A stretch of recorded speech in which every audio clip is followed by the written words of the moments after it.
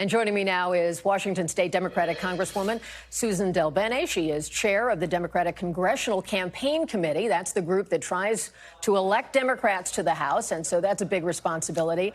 Congresswoman, thank you for being with us. Absolutely. Thanks for having me. So Senate Leader Chuck Schumer said that after this bill passed the Senate, that he thinks it will haunt Republicans. And your role is to get Democrats elected. If this bill does pass the House, do you want to see this be a referendum for the midterm elections? Do you think this bill carries into the election year? Absolutely. It already is having an impact. I mean, remember, the bill went through the House already once. People voted for this terrible bill, cutting health care for millions of people. It only got worse in the Senate. Now it's coming back to the House, but Republicans already voted for this. We voted to just take away health care, to raise energy costs, to take away food assistance. They promised to lower costs on day one, and that's been a big broken promise. And now they're extending on that with this big, ugly bill to raise costs, hurt families, and absolutely we're going to hold them accountable for it in 2026. And when you talk about health care, one of the things I want to point to is what Vice President J.D. Vance said and how he is framing this argument. He is viewing this as massive tax cuts, especially no tax on tips and overtime, and most importantly, big money for border security. This is a big win for the American people. Those issues poll well, especially with groups of working class voters, and we know that Democrats are trying to win back those voters. That's how J.D. Vance framed it, as making it about the border. Do you think that is an argument that has traction? And do Democrats need to address that piece of it? Well, in that same statement, I think he talked about the changes to Medicaid as being minutia, as being insignificant. This is a $1 trillion cut to health care, 17 million people across the country losing their health care. This is working families across the country, shutting down rural hospitals, shutting down nursing homes, all to pay for tax breaks for the wealthy and the well-connected. And anything that they're doing for working families is only temporary. Their focus is on permanent tax cuts for the wealthiest and on gutting important programs that people depend on, gutting health care, nutrition programs, raising energy costs. This hurts working families across the country, and people see it in poll after poll. When people learn about this bill, they hate it, and the more and more they learn, the more and more they dislike it. I think a lot of people would agree with Elon Musk's statement that this is a disgusting abomination.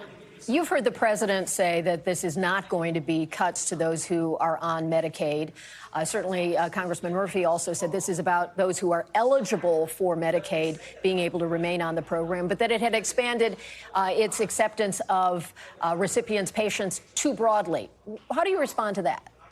Just look at the numbers. $1 trillion in cuts, 17 million people being kicked off of health care. Those are independent analysis from many folks looking at the impacts of the legislation that just came out of the Senate. In fact, it got worse in the Senate.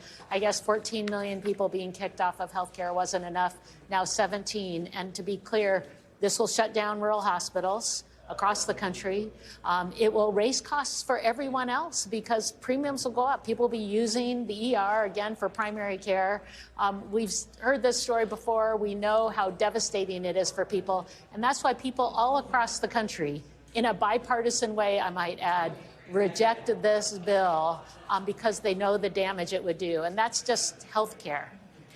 Another component of this is maintaining the 2017 tax cuts at that time. So now it would be a matter of maintaining that, not new cuts for most Americans. The Democratic Party in 2024 did talk about wanting to make sure that those tax levels remained low for those earning under $400,000 a year. But I don't hear Democrats talking about the tax cut piece of this much. What's your response to that? Well, I think, maybe we would be in a different place if we're actually coming together to talk about what we can do to help make sure families across the country can thrive. We would talk about putting together a tax policy that is fair, that puts working families first. This is tax policy that puts billionaires first. All of the permanency in the tax bill that they're putting forward is for the wealthiest and large corporations. It's not for working families. So let's have that conversation. Let's have that be the priority. Let's expand the child tax credit and help, again, lower childhood poverty across the country. These are important priorities, something we could be working on in a bipartisan way, but there's been nothing bipartisan about this. Republicans half of them don't even know what's in the bill. They're just doing whatever Donald Trump told them. And to be clear, for all the gnashing of teeth that we hear from Republicans, they're probably all going to fall in line and do whatever Donald Trump tells them to do. As we mentioned, you have a campaign role for your party. So I want to broaden this a little bit to bring up a political moment that comes from Virginia's Governor Glenn Youngkin, who said about your former House colleague, who's now the Democratic nominee, Abigail Spanberger, last night. He said that, well, let's play the clip. We have a clip of Governor Youngkin. She supported Joe Biden and Kamala Harris's every bill. And my friends, we will not allow Virginia to be led by someone who reminds me very much of our mayoral candidate for the Democrats in New York. So there you have Governor Youngkin comparing Spanberger to the New York City mayoral candidate. And he's, as you know, a self-described Democratic socialist, Zohran Mamdani. Are you concerned that there will be similar attacks against Democratic candidates across the field where you have a responsibility to get them into office? Well, first of all, Republicans do everything to distract folks from the damage they're doing to this country. They want to talk about anything but the work that they are doing right now that is going to undermine families and create long-term damage in our country. Abigail Spanberger, an incredible member of Congress, standing up for working families. She will be a great governor. But reason she's an incredible, was an incredible representative is she was on the ground talking about the issues that mattered in her community and was independent-minded, authentic voice for her community. We actually picked up seats in the House last cycle because we had strong candidates in these purple districts across the country. We have 14 Democrats who won in districts that Donald Trump won in. Another big reason why we're going to take back the majority is because we know what works.